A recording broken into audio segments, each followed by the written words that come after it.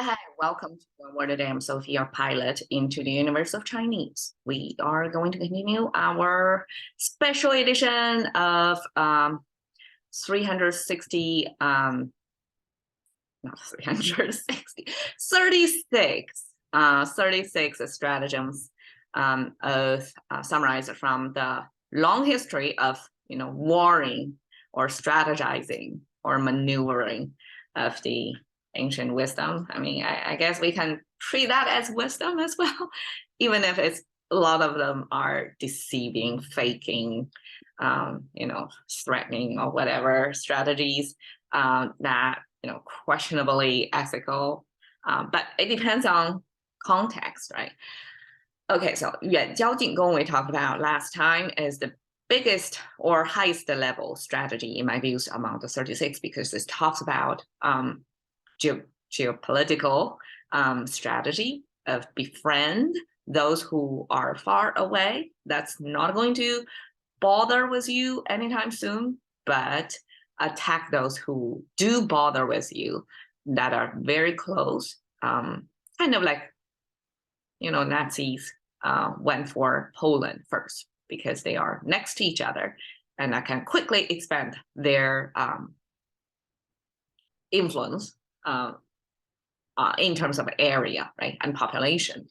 So that was successful strategy back in 230 BC by Qin, the first emperor of China. So at the time, seven warring parties on the land in China, the main population area of China, and he used this strategy successfully, took down one by one, and took 10 years to unify the land.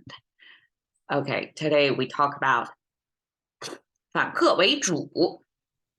So just like yesterday, we have 远 and 近, far and near. Today we have 客 and 主, guest and host. Okay, so this phrase was in use in contemporary Chinese 反客为主. That means almost like in contemporary life, we don't really have warring time. I mean, warring party anymore, right? But between interpersonal relationships, especially like in a company culture, maybe even office politics, things like that, right? There were kind of like a warring, have to take sides, something like that, right? I don't exactly know. I'm the one aloof from all the hustle bustles. But in that situation, 反客为主 sometimes apply to contemporary life as well. Like if you were at disadvantage, maybe like you're a newcomer to a company, and then you started as a guest, right? And eventually earn enough credibility and alliance and respect from people. And then you become the host, like you own it, like the ownership or this trust within or your influence sphere expanded from this guest, temporary, nobody knows who you are, kind of role to you own it, people trust you, people look up to you or come to you for advice. So that's 主. So we can view it like that. Okay, maybe we'll just talk 客 and 主first because they are opposing concept. 客, we have this dome with a chimney on top. That's our way to specify the spatial sense. It's under the roof, basically. So it's a domestic space. And then within domestic space, we have a character called 个. And you can say it's the sound maker because it's 个. Now it sounds like a 客, close enough, right? But 个 actually means individual. Like you have your own interests. You are not wearing the same pants or having the same goals. So 个 actually means individual in the sense of you're not, I guess you're not the same entity. You don't form the same ideas about things or have different goals. So 个 came from two symbols. This mouse symbol means speaking, giving orders, and then this backward walking symbol, which was one. So this is, imagine this is a person, right? This is two legs. So one leg is shorter, the other leg is longer. I mean, the top portion could be the torso and the arm, whatever. And then the two here means the two legs, right? And because backward walking requires you to stick out one leg, the full length of the leg first, right? Try it. You see, it has to be done like that because you cannot bend your knees backward. So sticking out a leg, one a lot longer than the other one. So that's the posture, the motion kind of snapshot taken by this frame. I mean, this character. And that backward walking means you're not following the order given party's will. So somebody is telling you to do something, you're walking backwards. And that means you have your own idea, your own thought, own interests. You're not following whoever is giving you that order. So that's kind of a disobey, right? That backward walking toward the speaking, the words, the order means this individuality. You're not following them. You have your own path or goals, right? So somebody who have their own interests, individual interests, under the same roof. That means they're guests. They're not part of the household. And in a sense, they don't join you in the same economic entity as well, right? If we regard a household, like in today's tax system, like head of the household, right? And then you have dependents and a bunch of people living in the household. And that's one tax entity. So that's one together. But if somebody lives in here, share the same roof with you, living space, but they have different interests. They don't show up on your tax form, and then they are regarded as guests. Okay. 主, we have almost like a religious looking thing. But okay, it's a candle with a fire. It's a nice visual. This is a cup. This is like a candle.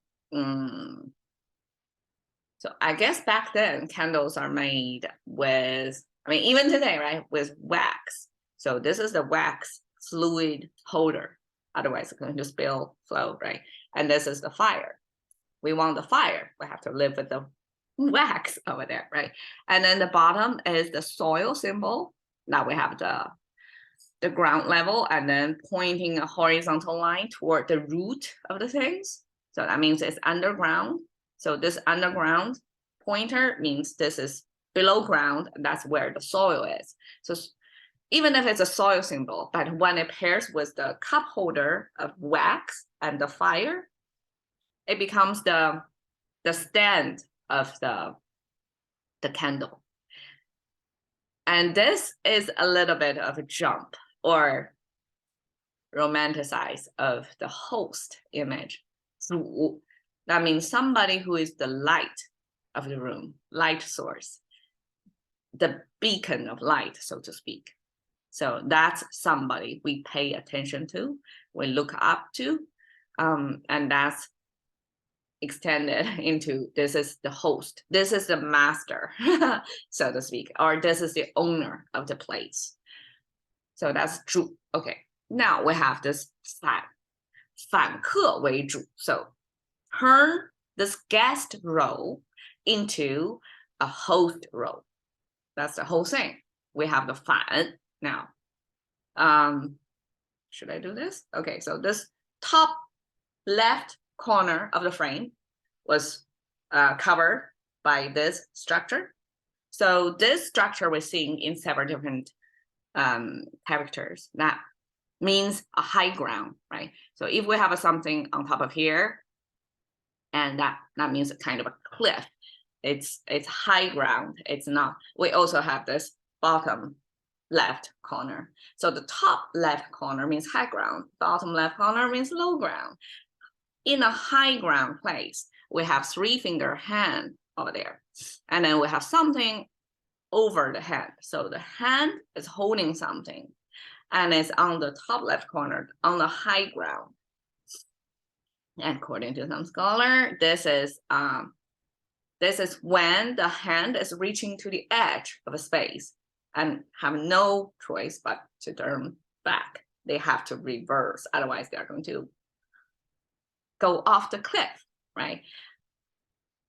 We don't exactly know, and it could be somebody who got cornered onto a high ground, which is a risky location to be, and they have no choice but to turn back to fight for life, right? So this is the reverse, like it's a predictable behavior. Like by then, whatever holding in a hand by this person, when cornered to a high ground like that, like you can predict they got to turn around. So that's the reverse. And wei is the achievement concept, and then extended into the deeds, the actions, the things done, the accomplishments. It came from a farming image. It looks pretty complicated. Let me try to make it simple. So this is also 3-finger hand symbol, looking sideways. So it's kind of looking like that, right? Oh, it's hard to render. Okay, kind of looking like that. Okay, so it's almost like gingerly picking on something. So we see this symbol on picking, cherry picking, or whatever, like a farming, you pick the fruit from the plant, right?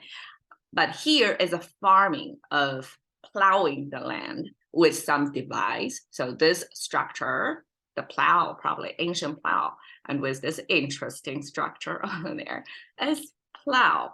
And then here, the 5 vertical lines are the result of the plow, of the land that you see, the ridges, the bottom, the ridges, like that structure. That's the land getting ready to be planted.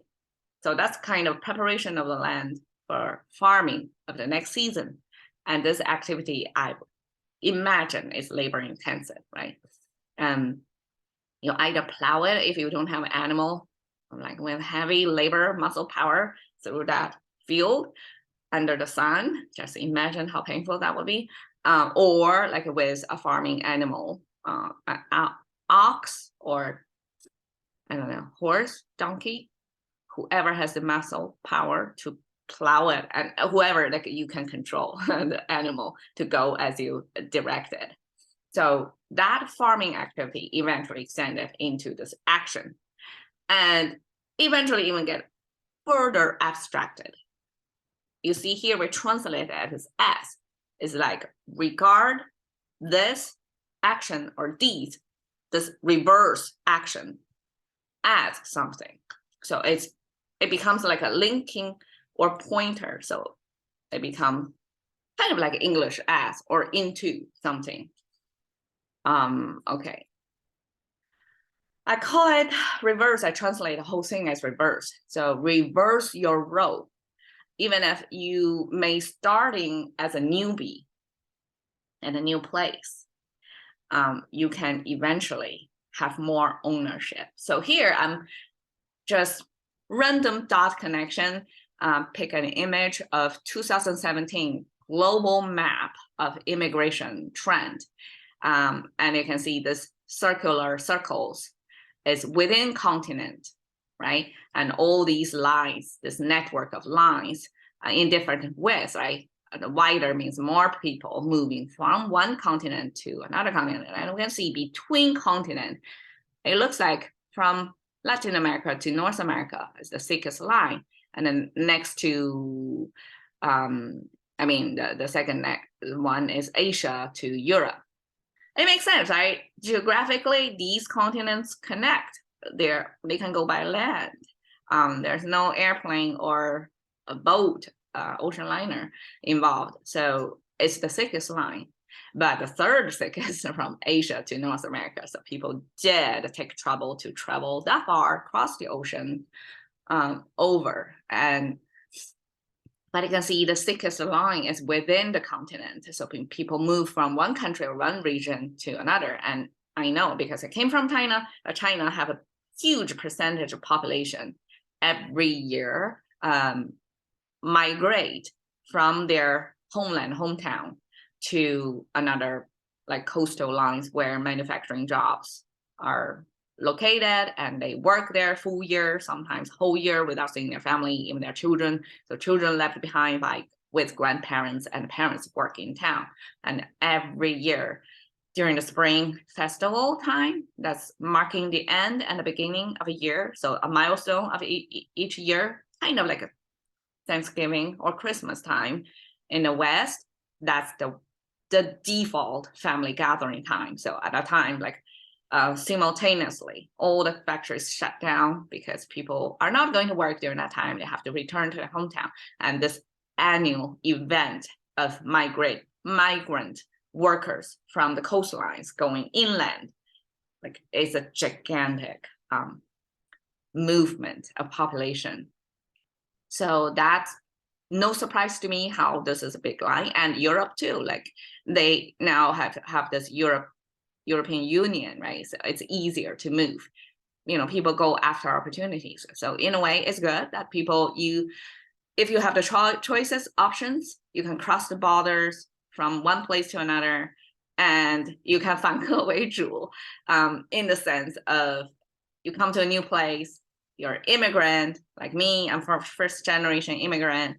I feel I'm an outsider, but as I stay longer here in my new country, America, I feel more and more ownership. Like I voted, participated in a community. So you feel more and more accepted, and more feel like you own it, in a small piece, of course, but have a certain ownership there. So that's the 反客为主, and that's the applied to today's migration map. Cashing into the currency of thinking about one more a day with Sophie. See you another day.